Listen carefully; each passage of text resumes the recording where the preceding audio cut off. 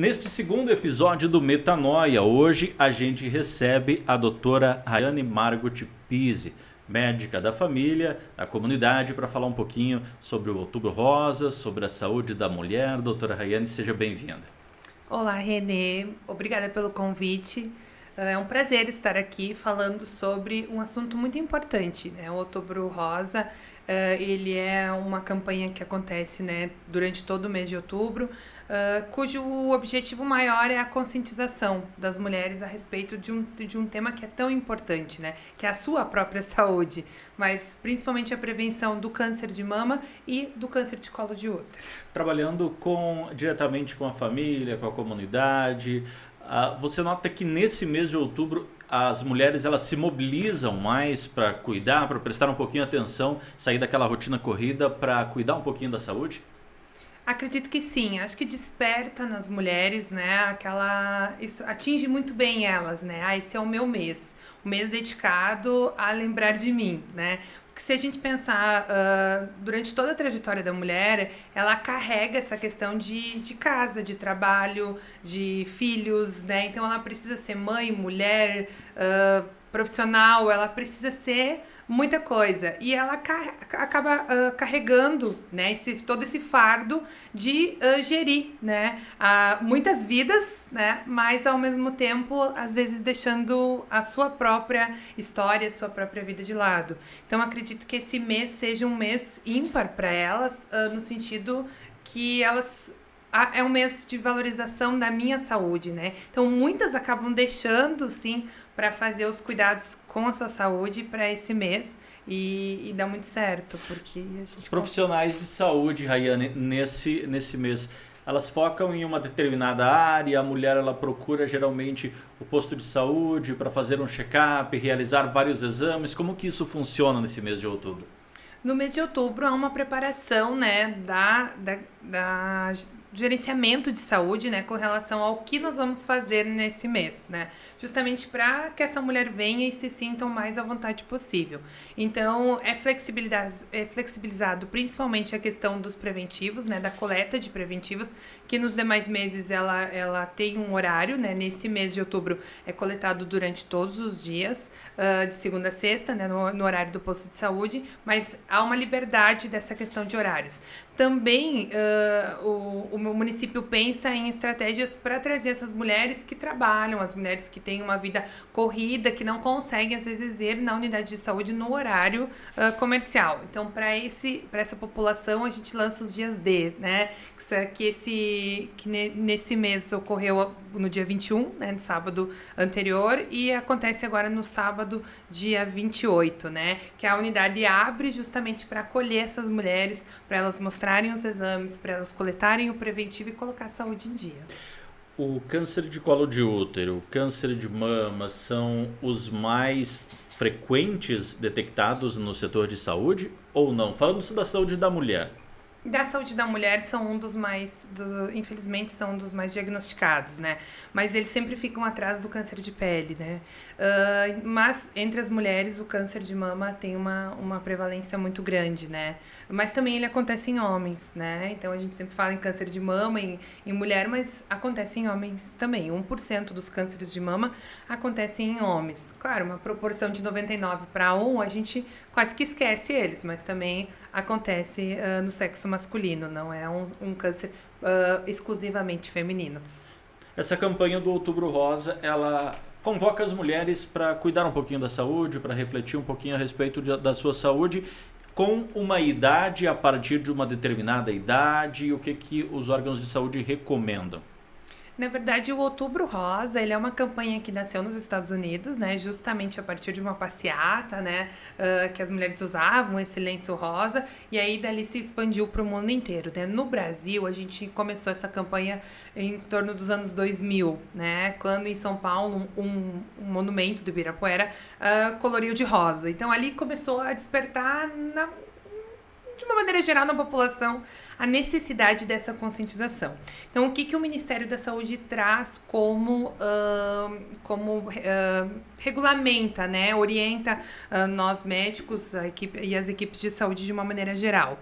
A questão da coleta do preventivo nas mulheres acima de 25 anos e abaixo de 64. Tá? Então, essa é a orientação que o Ministério da Saúde nos dá com relação à coleta do preventivo, que é o exame que diagnostica o câncer de colo de útero, né? Eu lembro sempre que às vezes as mulheres chegam, não é um exame confortável, né? Mas às vezes elas querem fazer ressonância, querem fazer tomografia, achando que vai aparecer, né? O exame de rastreio é o exame de preventivo, não tem outra forma da gente diagnosticar o câncer de colo de útero, senão assim. Então, é um exame gratuito, a gente tem disponível da nossa unidade de saúde e é recomendado para as mulheres de 25 a 64 anos. Aqui, como a gente tem uma saúde com qualidade, eu acredito que a gente consiga atingir essa marca e até mais. Nós coletamos no início da vida ativa, da vida sexualmente ativa das mulheres até quando elas quiserem, né? A gente orienta sempre as pacientes fazerem. A frequência que esse exame do colo do útero ela deve ser feita anualmente é suficiente? Tem uma idade que pode ter uma margem maior ou menor? Vai depender de cada caso, Renê, né? Mas a orientação pode ser feita a cada 2 anos pelo Ministério da Saúde, né? Nós orientamos as pacientes a fazerem anualmente, tá? Até pela questão assim, nós tivemos recentemente uma pandemia e nós tínhamos muitas mulheres que daqui a pouquinho já estavam com o preventivo atrasado. Nós tivemos a necessidade de interromper esses serviços de prevenção em virtude do que nós estávamos vivendo. E aí nós pegamos, depois da pandemia, pacientes com 4 anos sem fazer preventivo, né? Os 2 que já estavam esperando, mas os 2 que foram obrigadas a esperar. Então, nós orientamos a nossa população aqui do município a fazer o exame preventivo todo ano. E essas mulheres, elas procuram para fazer o preventivo. Ele é um câncer que ele apresenta algum sintoma? A mulher vai sentir alguma coisa ou somente com o exame ela vai detectar? Na verdade, quando a mulher começar a sentir algum sintoma é porque o câncer já está muito avançado. Então, no início, tanto o câncer de mama quanto o colo de útero, eles são assintomáticos, que a gente chama. A mulher não sente nada, não sente nenhuma alteração na mama, não sente nenhum corrimento, nem alguma coisa na vagina, nada disso. Ela realmente é assintomático. Então, daí a importância da gente fazer um diagnóstico precoce. Diagnóstico precoce salva vidas, né? Então, a gente precisa fazer a coleta de preventivo para identificar células que têm um comportamento inadequado, né? Muitas vezes a lesão maligna a gente chama, né? Algumas lesões que são características suspeitas e que a gente vai ter que investigar. Mas é através do exame preventivo que a gente vai ter essa confirmação, né, dessas lesões. Porque sem isso não tem como a gente saber. Muitas vezes a mulher está com o câncer, está com células mutáveis e não tem sintoma nenhum. E do mesmo modo, o câncer de o câncer de mama, ele apresenta um comportamento totalmente assintomático. A mulher não sente nada. Tanto que nódulos abaixo de 1 centímetro não são nem palpáveis por profissionais, né? Mesmo se ela for lá na nossa unidade, a gente palpar a mama e não sentir nada, não significa que ela não tem um nódulo menor que 1 centímetro, né? E aí eu já tenho desenvolvimento. Se eu fizer mamografia, esse nódulo já aparece. E aí eu já consigo iniciar o tratamento precoce. A mamografia também, nos mesmos moldes do câncer de colo de útero, do preventivo, ou seja, deve ser feito de 1 a 2 anos? Isso, dependendo a paciente. Se o paciente tiver fatores de risco, enfim, né, histórico familiar, o tipo de investigação é outra. Mas o Ministério da Saúde recomenda que a cada 2 anos seja feita a mamografia, né, nas mulheres acima de 50 anos, né. Doutor, o autoexame, a mulher, ela vai, a senhora citou, de repente ela não vai conseguir detectar somente com o autoexame? Não, o autoexame ele é indicado para a mulher fazer, porque a mulher precisa se palpar, precisa se conhecer, precisa saber daqui a pouquinho aquilo que não é normal, mas para ela saber aquilo que não é normal, ela precisa conhecer o que é normal do corpo dela. Então é muito importante, mas eu lembro sempre, eu friso com as pacientes lá que vão até a nossa unidade de saúde, ele não substitui nenhum exame de imagem. né? Ele não substitui, eu fiz o autoexame, deu tudo certo, eu não preciso me preocupar. Não, porque como eu falei anteriormente, os nódulos maiores que 1 centímetro não vão ser, menores que 1 centímetro não vão ser palpáveis na palpação, né? No autoexame. Então, a gente precisa fazer esse exame complementar. Não tem como fugir. A gente sabe também, é um exame que não é confortável, né? Tem um desconforto, tem uma dor, tem pacientes que têm a mama pequena que acabam sentindo mais, né? Mas eu digo que é extremamente importante fazer, tá? Porque é só por meio dele que a gente vai ter esse diagnóstico precoce. Doutora, tem um exame que ele é oferecido, que é o CA15, me corrija se estiver errado, indicador para tumoral. Ele seria mais ou menos como o PSA para os homens, ele só daria um caminho, ou seja, acendia um alerta, ou pode-se confiar nele? Na verdade, o CA15.3, ele é um exame muito mais para acompanhamento do câncer do que para diagnóstico, né? Eu volto a repetir, nada substitui a mamografia e o exame de imagem adequado para cada idade, né? Mas o que acontece? O CA15.3, ele é um exame que a gente faz o acompanhamento das pacientes. Então, a gente consegue ver recidivas de tumor, às vezes antes da paciente ter sintoma, mas paciente que já está em acompanhamento. Ele é um ótimo exame para acompanhamento do câncer de mama. Não para indicar. Mas para diagnóstico ele não é tão eficaz. Porque ele aumenta em outras alterações, ele está aumentado em outras funções. Então, às vezes, ele gera uma preocupação muito grande nas mulheres de ver aquele exame alterado, de achar que tem câncer de mama, de já começar a se apavorar. Então, a gente percebeu que ele não é um exame eficaz para diagnóstico, né? E ele é um exame bom para acompanhamento de uma paciente que já está em tratamento para um câncer de mama. Para o colo do útero, então, acompanhamento de 25 a 60 anos. Para o câncer de mama, então, a mulher deve ter uma atenção especial, basicamente, a partir de 50 anos. Não é bem assim. Não é regra. Não é a regra, isso. O que acontece com o câncer de mama? O câncer de mama, ele tem alguns fatores, né? Fatores de risco, que a gente chama, né? São duas formas de você ter câncer de mama, né? O câncer, de uma maneira geral, é uma alteração numa mutação, é uma mutação genética, né? As células estão normaisinhas e, de repente, elas mutam e começam a a gerar essas células anormais, que a gente chama células cancerígenas, né? Então, essa mutação, ela acontece ou por uma causa genética, né? Por uma questão do BRCA1 e BRCA2, que são marcadores genéticos, né? Ou por questões ambientais, né? Então, felizmente, a parte genética do câncer de mama, ela é menor que a parte de fatores ambientais. Ou seja, eu posso prevenir o câncer de mama, né? Isso me indica que eu posso prevenir. A não ser as pessoas que já têm esse fator genético, eu posso prevenir com algumas mudanças no meu estilo de vida, né? Mudança nos meus hábitos alimentares. Então, o câncer de mama, você pode pensar em alguma coisa nesse sentido. Por exemplo, fatores de risco para câncer de mama, né? A questão do álcool, né? Mulheres que ingerem bebidas alcoólicas, mulheres que não amamentaram, né? Mulheres que fazem uso de... Não amamentar, ele pode aumentar a possibilidade? De ter câncer de mama. Isso. Amamentar é um fator de proteção para contra o câncer de mama. Então, você amamentar significa que você tem menos risco de ter câncer de mama, né? E aí eu também falo da questão da atividade física, né? A questão da obesidade, a questão do uso de terapias de reposição hormonal, o uso de anticoncepcionais, né?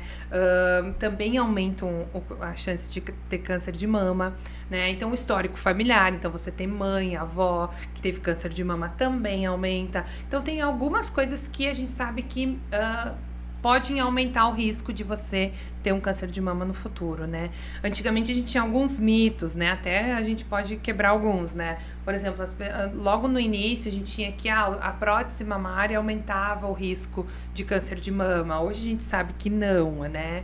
Ela não causa nenhum tipo de problema. A questão do sutiã com arames, né? A questão desse novo modelo Também a gente sabe que no início surgiu esse questionamento, hoje a gente sabe que não. Então, de fatores de risco para câncer de mama, a gente tem esses, né? O álcool, a questão do histórico familiar, a questão da exposição, né, a anticoncepcionais, a terapia de reposição hormonal, né, a questão da amamentação, que é um fator de proteção. Então, mulheres que não amamentaram têm um risco maior. Então, a gente sabe que algumas coisas acabam ajudando essa mulher a, quem sabe, ter futuramente um câncer de mama. Sem uma predisposição genética com hábitos saudáveis, com alguns pontos que você citou, os índices, então, ficam muito reduzidos. Isso, eles são fatores de proteção, né? Você manter uma dieta equilibrada, prática de atividade física, né? A não exposição a esses hormônios, né? Então, não ingerir bebida alcoólica, né? Então, isso tudo ajuda muito, né? E fazer os exames. A questão dos exames, ele varia, tá? Mulheres que às vezes, chega uma mulher com 20 anos lá na nossa unidade de saúde, com uma suspeita de nódulo mamário, não adianta a gente pedir a mamografia, né? Porque o que? A mamografia, ela não vai visualizar, né? Porque a mama, ela é muito densa. O que é uma mama densa? É uma mama com tecido mamário firme, né? Então, a gente geralmente solicita o ultrassom. O ultrassom de mama serve pra gente também esclarecer a consistência desse nódulo, se ele é um nódulo com características benignas, com características malignas, como que é esse nódulo. Mas o diagnóstico mesmo a gente vai conseguir fazer com a biópsia. Tá? A biópsia de mama é o que define o diagnóstico de câncer de mama, mas a suspeita a gente tem por meio do ultrassom, da mamografia e em alguns casos da ressonância de mama também. Doutora, com um diagnóstico precoce, como que é o índice de sucesso no tratamento, tanto do câncer de mama quanto do câncer de colo uterino? Do câncer de mama, quanto antes a gente tiver o diagnóstico, menor é o tumor. A gente tem uma cirurgia menos invasiva, né? Muitas vezes a mulher não retira nem a mama inteira. Um diagnóstico precoce, a gente consegue às vezes tirar só o quadrante, né, da mama. Então a mulher não perde a mama de uma maneira geral, toda ela, né? E o tratamento é muito menos agressivo. Você tem a questão de menos rádio, menos quimioterapia, né? Então tudo isso acaba ajudando essa mulher, né? Muitas vezes ela nem vai para isso, né? Conforme o estágio. Aí é feito um estadio que a gente chama, né? Que é para ver se a doença está localizada só ali na mama, se tem comprometimento de linfonódulos, que são células de defesa que ficam embaixo, aqueles carocinhos embaixo do braço, né? E também se tem doença em alguma outra parte do corpo, né? Então, por meio desse estadiamento, a gente sabe qual que é o tratamento, qual é a agressividade. Mas lesões, nódulos que são diagnosticados muito cedo, né? Um diagnóstico precoce, o paciente tem grande chance de cura, muito maior que um diagnóstico de nódulos avançados com comprometimentos, né? Mais tanto de linfonodos quanto de outros órgãos. E o de colo de útero? O de colo de útero funciona basicamente assim também, tá? A gente também, o diagnóstico é por meio do preventivo e se faz uma biópsia, né? Pra gente ver qual que é o grau dessa lesão. Então, como eu disse, às vezes tem as NICs, que a gente chama que são lesões intracelulares, intraepiteliais, né? As NIC 1, NIC 2, NIC 3, que são lesões pré-malignas. Então, às vezes a gente já consegue fazer o diagnóstico nessa fase. Então, a gente faz colposcopia, faz biópsia, né? Pra ter a confirmação. Depois disso, também, se a mulher tem uma lesão, um câncer de colo de útero, essa mulher vai fazer lá a retirada desse câncer. Às vezes, se a lesão é pequena, também só faz o cone, né? Então, consegue retirar essa lesão sem precisar tirar todo o colo, né? Se também a lesão, se não tem comprometimento de órgãos ali próximos, se não tem comprometimento de células de defesa, também o diagnóstico é um diagnóstico precoce, o tratamento também é bem menos agressivo. Doutora, a respeito do câncer de mama, os hábitos podem interferir diretamente no desenvolvimento ou não? E a respeito do câncer de colo de útero, é uma predisposição genética? Hábitos também irão contribuir para a mulher ter ou não?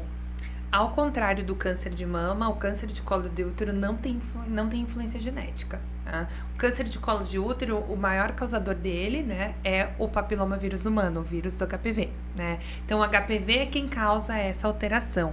E o HPV, ele não passa de mãe para filho, de avó para filha, não tem componente genético. Os fatores de risco do câncer de mama são diferentes um pouco do câncer de colo de útero. Por exemplo, no câncer de colo de útero, a gente tem já o tabagismo como um fator de risco. Né? Então, na mama ele também tem uma influência, mas menor. Mas no câncer de colo de útero, ele é um fator de risco, né? O paciente ser tabagista. Outra coisa é os relacionados à questão do HPV, é a exposição ao vírus, né? Então, se você pensar que quanto mais tempo de exposição eu tiver, maior a minha chance de ter o HPV. E aí a gente pensa em múltiplos parceiros, né? A mulher que tem múltiplos parceiros durante a vida, né? Que tem muito tempo, que teve a primeira menstruação, a primeira relação sexual muito jovem, né? Então, esse tempo que ela ficou, né, exposta a esse HPV.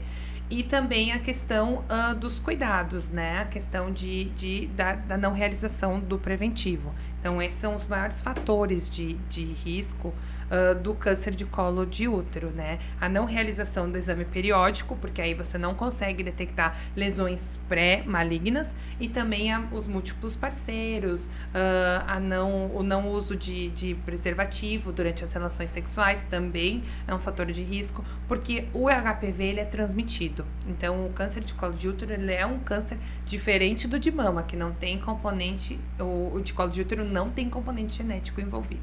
Doutora, a respeito, foi citado que preconizado, aconselhável de fazer esse preventivo a partir de 25 anos.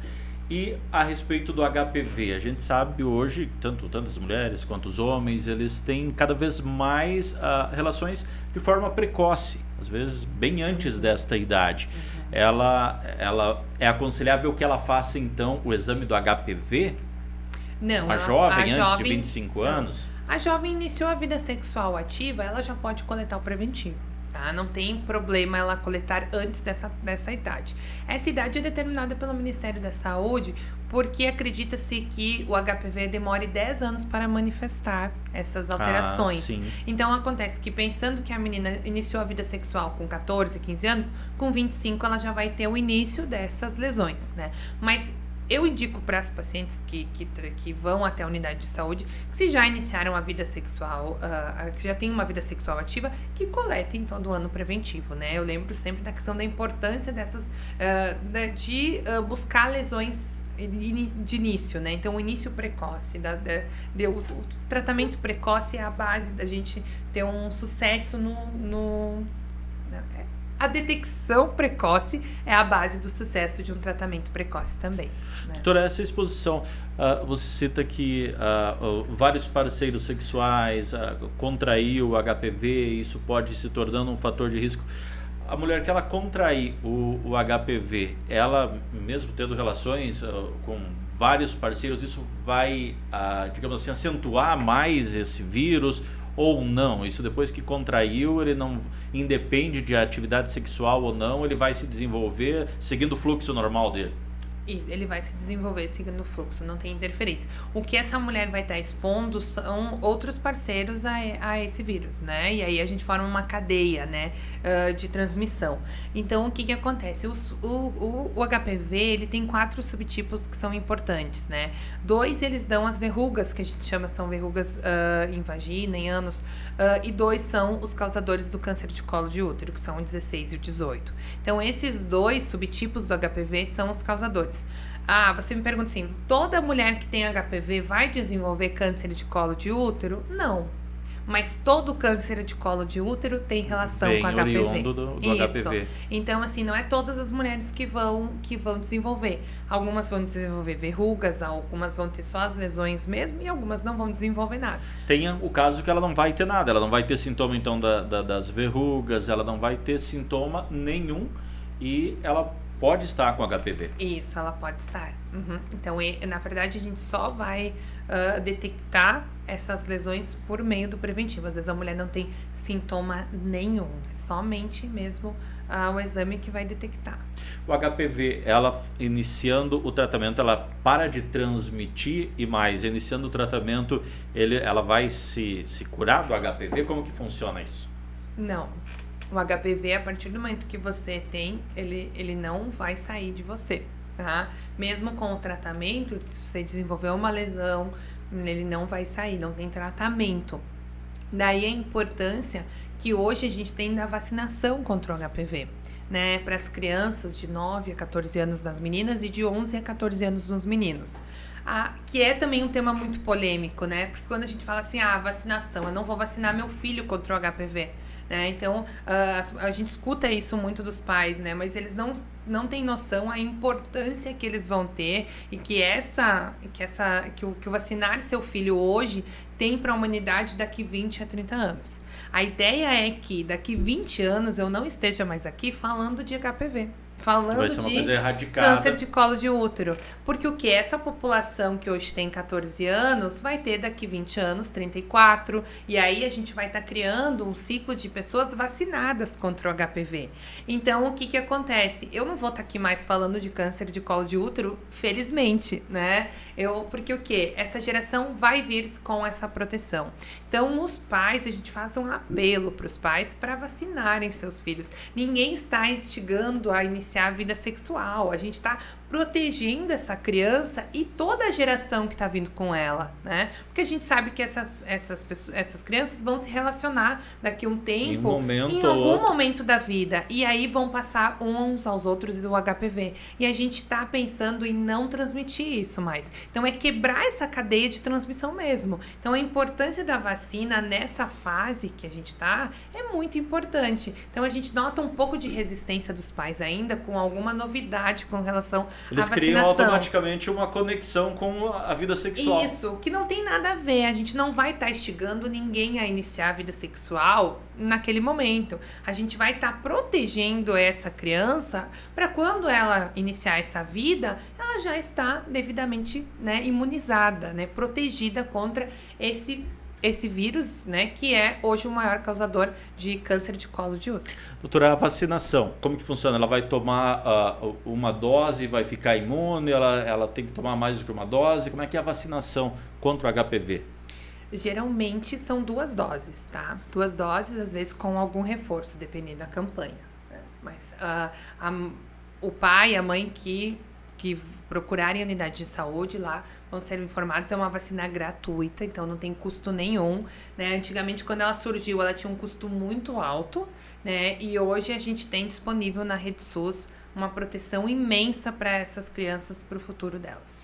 Ainda do seu ponto de vista, como um médico que trabalha diretamente aí, como a gente citou no início, com a comunidade, com vários projetos, os pais nessas campanhas eles ainda não têm essa consciência.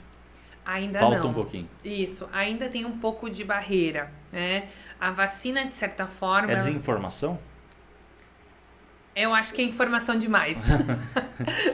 Eu acho que é uma informação errada, né? Então, a gente tem eu acho que nunca a gente passou por uma situação tão difícil hoje fazer saúde pública, né, no Brasil. Com relação a esses movimentos anti-vacina, com relação a esse monstro que se criou em virtude da vacinação, né? Então, a vacina do HPV é como eu te falei, ela está relacionalmente ligada a eu vou me vacinar, eu vou iniciar a vida sexual do meu filho, enfim, da minha filha. E a gente sabe que não. A vacina, ela tá nessa faixa etária porque a eficácia dela é muito maior quando você não teve contato com o HPV. Se você teve o contato, a vacina, ela perde, de certa forma, eficácia. Então, por que hoje a gente não tem uma campanha para as pessoas de 20 a 30 anos, né? Que é a faixa sexualmente ativa, vamos falar assim. Porque não tem mais tanta eficácia. Então, é muito melhor você iniciar a vacinação antes desse adolescente entrar na vida sexual dele. Então, por isso essa faixa etária ser tão cedo, ser tão precoce, né? Ali a gente tem de 9 a 14 anos a idade para vacinação, né? Se detecta essa rede de desinformação que surgiu com essa pandemia, com o Covid, muitas informações incorretas. Isso acabou respingando também nas outras vacinas que não tem nada a ver com a confusão, digamos assim? Sim. Acabou respingando em tudo, né? Antigamente ninguém sabia qual era a marca de vacina que a gente fazia, né? Hoje em dia fazia vacina. Ela fazia vacina BCG, que hoje é a nossa vacina inicial ali do recém-nascido, vem do Butantan desde que o mundo é mundo, né? Aí agora não, essa vacina que eu tô fazendo é de que marca, né? Então nunca se pensou em marca de vacina. Agora a gente tá com marca de vacina.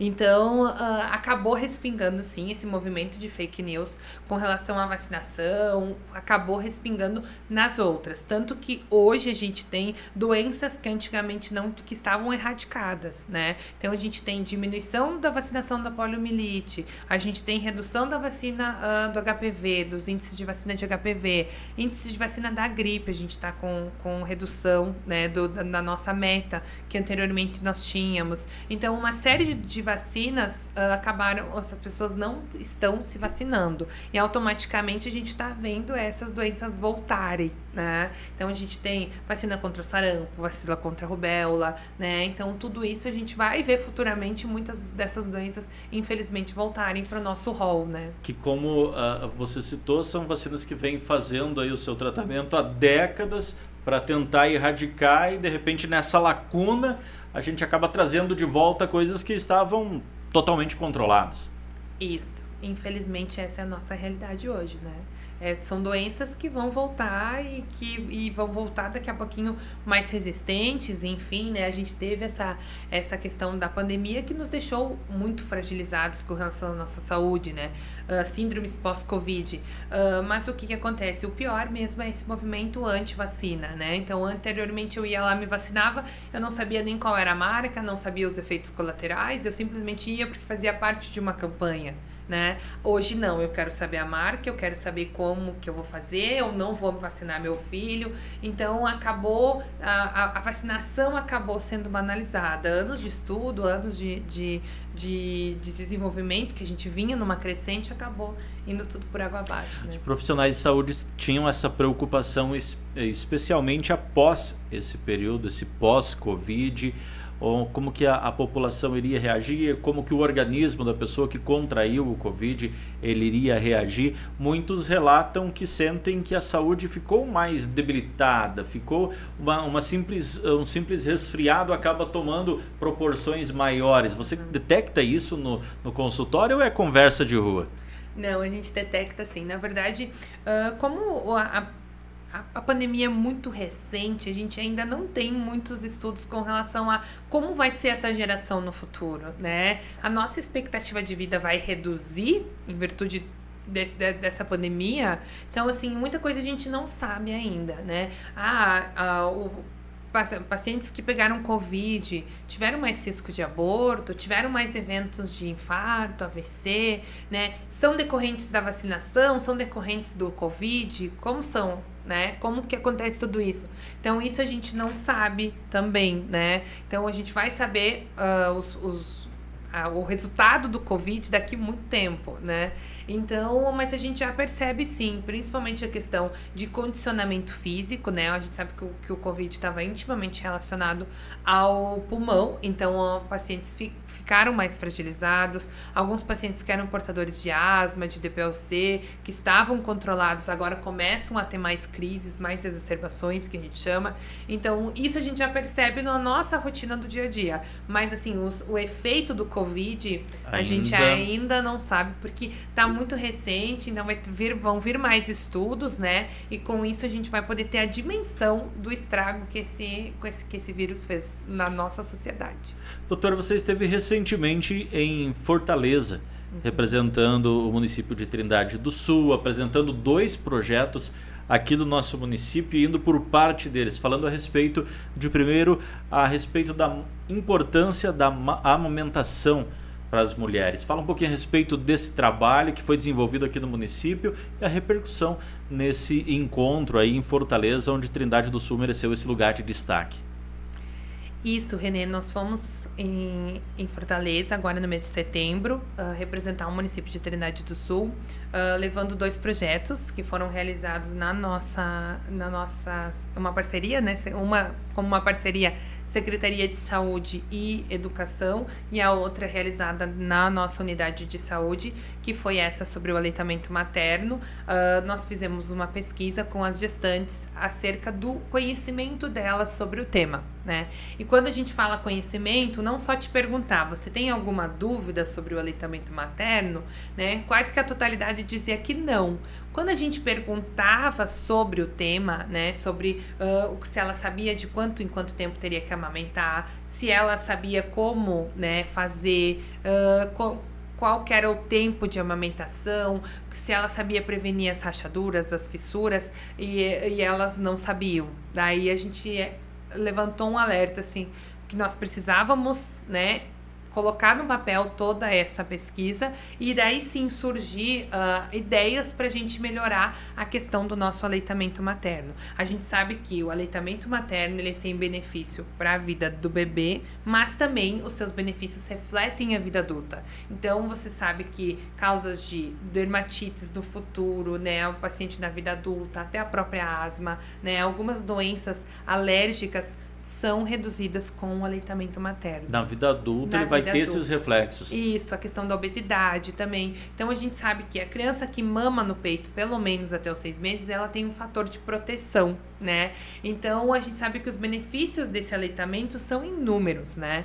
E aí a gente passou a demonstrar a importância da gente incentivar essas mães a amamentarem. A gente falou antes da questão do câncer de mama, que é um fator de proteção. Então a mulher não precisa fazer nada, ela precisa só amamentar. Além dela estar garantindo para o filho um alimento saudável, um alimento que vai fazer bem não só agora como no futuro, ela ainda está ajudando a sua própria saúde, né? Está sendo um fator de proteção. Então, a gente percebeu que, fazendo esse trabalho, a gente tinha muita deficiência na questão de incentivar as mães a amamentarem. E aí, a gente fez uma série de medidas para tentar incentivar agora, como resultado dessa pesquisa, né? Nós fomos apresentar a pesquisa, mas já pensando em como a gente vai melhorar a questão do aleitamento no município de Trindade do Sul. Quando a gente fala que, de repente, as futuras mamães não têm essa informação da forma correta, a gente está falando daquela mãe de primeira viagem, a gente está falando daquela mãe que já teve filho, de repente está com o segundo filho, não tem nada a ver com idade, como que isso funciona? Não tem nada a ver com idade. A gente percebe que tanto as nulíparas, que a gente chama, né, que são as mulheres que nunca tiveram filho, que são as primeiras gestações, né, as primigestas, quanto as que já estão na segunda ou mais gestações, tiveram as mesmas dúvidas, né? Por quê? Porque já erraram, às vezes, na primeira gestação e continuam com esse pensamento, né? Que vai ser a mesma coisa. E a gente sabe que o aleitamento materno ele deve ser exclusivo até os 6 meses de idade. Então, sem água, sem chá, sem nenhum tipo de complementação. O leite materno já é suficiente para essa criança crescer saudável até os 6 meses de maneira exclusiva. Doutora, mas tem mães que dizem, olha, o leite não é suficiente, eu tenho pouco leite, o bebê chora porque está com fome. Esses são os mitos a respeito da amamentação de uma maneira geral, né? Quanto mais a mãe amamenta, mais leite ela vai produzir. Então, às vezes, as mulheres desistem de amamentar logo na primeira semana, no primeiro dia, porque não conseguiu amamentar. A amamentação é algo... é um dom, eu digo, né? Amamentar é um dom divino, né? Então, você tem que ter paciência, você tem que ter, né, disposição e, às vezes, a mulher desiste ao longo desse processo, porque também é um pouco doloroso, né? Então, a gente, às vezes, romantiza também demais a amamentação e, às vezes, a mulher, quando começa a sentir dor, ela para de amamentar. Então, esses mitos que a gente tá tentando quebrar com relação às mães, né? Mostrar a realidade e mostrar também a importância desse aleitamento para essa criança. Porque isso é importante mesmo falar, principalmente para aquelas mães de primeira viagem que é muito, como você diz, muito romantizado. Diz, olha, vai amamentar, é tudo muito bonito, mas daí começa a amamentar, começam as rachaduras, dores. Eu acho que é um assunto que tem que vir para a mesa para as mamães entender, pô, isso que está acontecendo comigo acontece também com outras mulheres. Vamos buscar a solução para isso.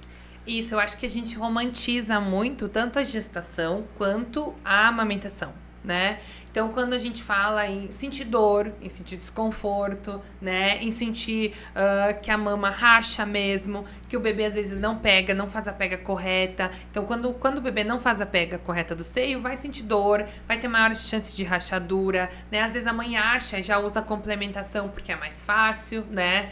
Então, assim, isso só vai fazer mal pro bebê e só vai deixar ele menos acostumado, porque o leite materno, ele é menos doce que a fórmula. Então, automaticamente, a criança acaba preferindo a fórmula por ser mais doce, mas não é que é mais saudável. Então, quando você já mistura, você já fornece aquele alimento misto, né? Um pouco de aleitamento materno, um pouco de fórmula, a criança já começa a optar pela mamadeira, porque ele não precisa fazer esforço, ele não precisa sugar. Então, acontece que isso vai gerando uma piora de tudo. Então, a gente sempre fala para gestante, a gente incentiva ela. Não é nada romântico, dói, às vezes machuca, até a criança entender como faz a pega, até a mãe também arrumar uma posição confortável. Isso acaba às vezes sendo um pouco desesperador para aquela família. E aí vê a criança chorando de fome, às vezes ela chora de cólica, chora de outras coisas e a mãe acha que é fome. A fome. Isso, então tem uma série de tabus e mitos que a gente precisa quebrar, ainda com relação à questão da amamentação. Então, assim, a gente nota que elas evoluíram muito, mas que ainda assim a gente tem muito a melhorar. O aconselhável, então, ela se pegando nessas situações citadas, ela procure ajuda, procure auxílio, seja com um profissional de saúde, com uma pessoa que de repente tem mais experiência na área, porque se insistir um pouquinho vai dar certo. Vai dar certo, isso. O insistir é algo que vai precisar acontecer, né? Então, a gente está, por meio da Secretaria de Saúde com Assistência Social, fazendo o curso de gestante, né? O grupo de gestante, que é para justamente a gente tirar dúvidas com relação às dúvidas que as meninas possam ter, né? Orientar com relação aos hábitos corretos, né? A questão, bater na tecla da insistência mesmo, né? Que não é para desistir na primeira vez que a criança não consegue mamar, né? E mostrar os benefícios do aleitamento materno. Então, já está sendo feito no grupo de gestantes promovido pela assistência social junto com a Secretaria de Saúde para a gente tentar, né? E com reuniões, as reuniões são mensais, né? Para a gente tentar, a nossa presença lá é mensal, para tentar tirar esse estigma do não deu certo, meu leite é fraco, eu não vou conseguir amamentar meu filho, e aí começa aquele desespero. Então a gente sabe que vem já de um período de gestação, um parto, uma cesárea, que acaba deixando um grau de estresse um pouco maior, e já vem com essa questão do aleitamento não dando certo. Então a mulher realmente ela fica, né, fragilizada tanto fisicamente quanto emocionalmente. Esse serviço que hoje os órgãos de saúde oferecem contribui muito, porque se a gente for verificar isso num passado bem próximo da gente, as mulheres não tinham todo esse acompanhamento, todos esses encontros, que isso serve para essa troca de experiência e para desmistificar algumas situações. Isso, Renê, basicamente para isso, né? Pra gente ter esse vínculo com a gestante, né? Eu consigo acompanhar ela durante o pré-natal, nas consultas, juntamente com o médico obstetra, que tem na nossa unidade de saúde. Depois a gente acompanha esse bebê. A questão dos grupos de gestantes ajuda muito essa questão de tirar dúvidas. Às vezes a dúvida da colega é a minha dúvida, né? Então acontece que até essa troca de experiência de quem já teve um filho, para quem não teve, então é bem bacana também. E a questão do PIN, das visitadoras do PIN, que servem justamente, que é o programa Infância Melhor, né? Então a gente também elas vão na casa, elas vivem a realidade dessa mãe, né? Daqui a pouquinho auxiliam nesse processo, principalmente da pega, do aleitamento materno. Então acontece que são várias fórmulas que a gente tenta encontrar de auxiliar essa gestante. Ela não está sozinha em momento nenhum.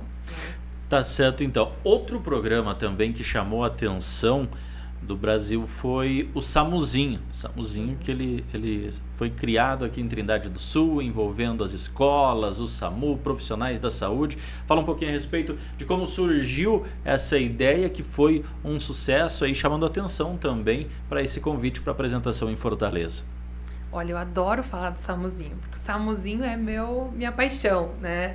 Então, o SAMUzinho surgiu da ideia da gente trazer, né, um programa de educação continuada, mas eu vou ensinar primeiros socorros, mas eu vou ensinar primeiros socorros para quem, né? Eu vou ensinar para as crianças, pensando justamente que eles vão ser proliferadores dessa informação, né? Eles são umas esponjas, eles absorvem muito mais o conhecimento que nós adultos, tanto que eles têm mais facilidade de aprender línguas, aprender a dançar, aprender a N coisas, instrumentos musicais. Então, você aprender depois de um tempo acaba sendo mais difícil. Então, baseado nisso, a gente pensou em fazer um projeto de primeiros socorros que abrangesse justamente essa população, né? Pensando nessa proliferação que eles iriam fazer dessa informação. E aí surgiu o SAMUzinho, né? Que veio para ser um projeto, né? Até nós tínhamos outras experiências, outros formatos que acabaram servindo de base para nós, de outros municípios que tinham realizados, mas a ideia de trazer para a base anexa ao SAMU, eles poderem vivenciar a realidade realmente de como funciona um serviço móvel de atendimento de urgência e poder vivenciar isso na prática também foi uma experiência inovadora. Tanto que nos rendeu essa premiação no Congresso Brasileiro de Medicina de Família como uma das ideias inovadoras, uma das 200 ideias inovadoras do Congresso, né? Inclusive, a gente fez a apresentação oral, né, desse projeto. Então, surgiu para isso, né, para tentar incentivar a forma correta de prestar o atendimento aos primeiros socorros. Qual o público, doutora? Faixa de alunos? O público foi o 4º e 5º ano, né? A gente escolheu uma escola como um projeto piloto, ele foi um projeto piloto, né? A partir dele a gente pôde reunir as coisas que deram certo com as coisas que deram erradas e melhorar a questão disso. Então, foi um projeto piloto feito no 4º e 5º ano da Escola Jesus Maria José, uma escola do município, né? Aqui, que foi a base o nosso primeiro, no caso, o primeiro projeto do SAMUzinho.